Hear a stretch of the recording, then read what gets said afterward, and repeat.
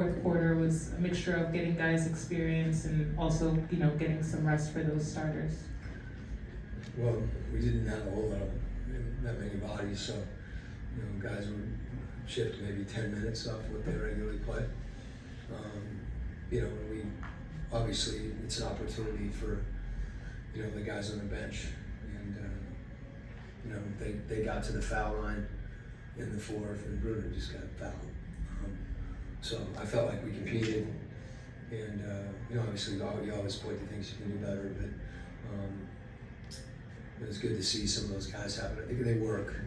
A lot of those guys are, whether it's Kobe or dealing with V, that Trent, those guys, they put time in, so for them to have an opportunity to play was good.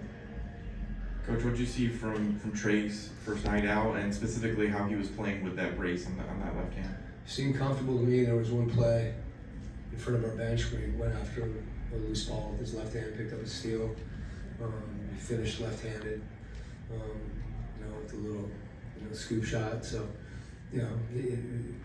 there's a process. It'll come quick for him. But like I said, you anticipate, kind of getting reacclimated. But the biggest thing for me was his conditioning. It seemed like he was, I have to ask him, but it didn't look like he was dragging.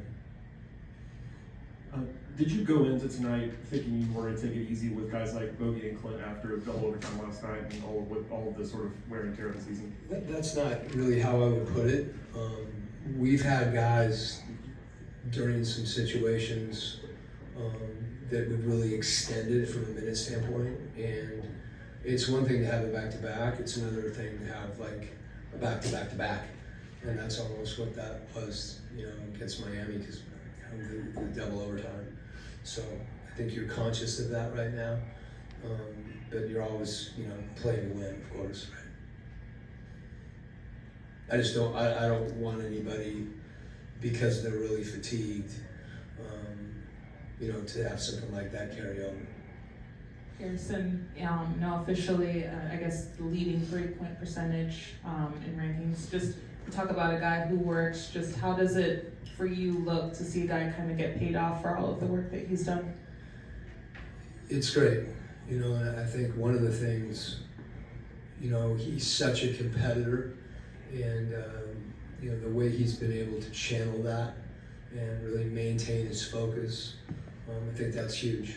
He missed a couple shots, and obviously, he wants to make every shot, and he's making a lot of them, as you said. But I think his ability to get to the next play is really important, where he doesn't, when obviously, he knows how we feel about him shooting the ball. And there's another guy that, he's getting shots, he's working, he's very regimented with his routine. But I think it's, he's doing other things that get him on. It's not enough just to make shots. He's competing and fighting. You see him, in the right place defensively and taking challenges and getting charges. And one of the things that he does is he moves so well without the ball. Whether it's handoffs and you're starting to see him do a couple other things. Been a few times that it doesn't. You haven't seen him do some of those things. It's not like he knows who he is, but I think he's using his shot to be able to make plays for other people, which is really good. It's not easy. Bowie also made some waves tonight. He passed Trey and Mookie for the 3-point franchise record. Can you just talk about the work he's put in from this summer till now to just come in and be able to shoot the ball the way he has? When I was in Russia with CSKA Moscow, we played in Belgrade, and I think Bogey, I don't know if he was like 16 or 17, but the crowd there, for anybody that's seen a game in Belgrade, partisan game, and I came out early just to kind of feel the environment, and he was out there shooting, and he was the only guy out there shooting, and so that there's I think I've told him that he may not remember, he'll remember. But it's pretty cool to have that. I remember when he was drafted, Phoenix, Sacramento, and he's someone I've always, watched. And obviously Igor, having coached the Serbian national team and growing up, being Serbian, has a particular tie with him as well. So he's not just put time in, this summer and over the course of the year. He's one of those guys. It's a lifetime of work, and he's a pro. And so I didn't know that.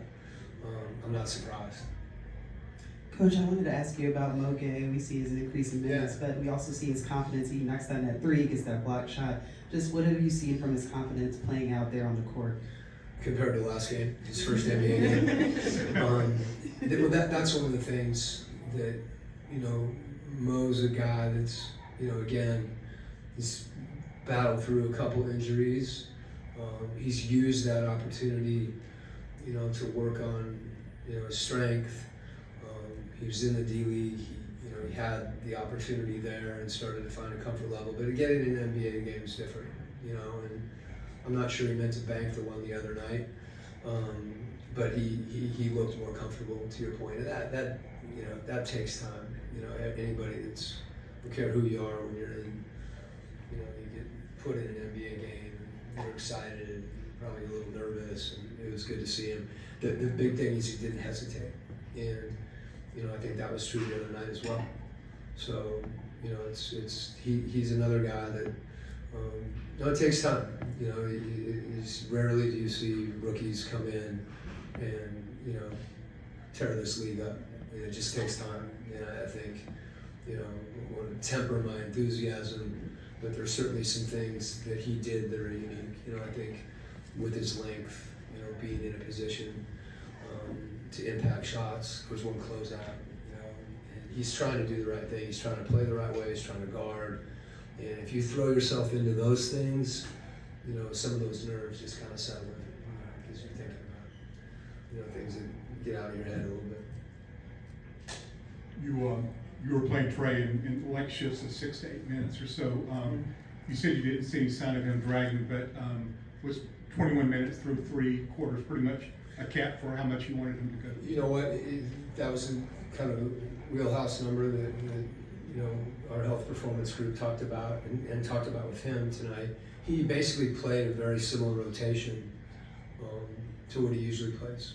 It was a little bit like we view some guys in preseason situations where they'll start the third and then pull them out. It usually comes out. I mean, there's times obviously where he'll run out of quarter and those things, but that's generally his rotation. And I thought that was important, rather than to save him to finish the game or something like that. I wanted him to kind of normalize coming back.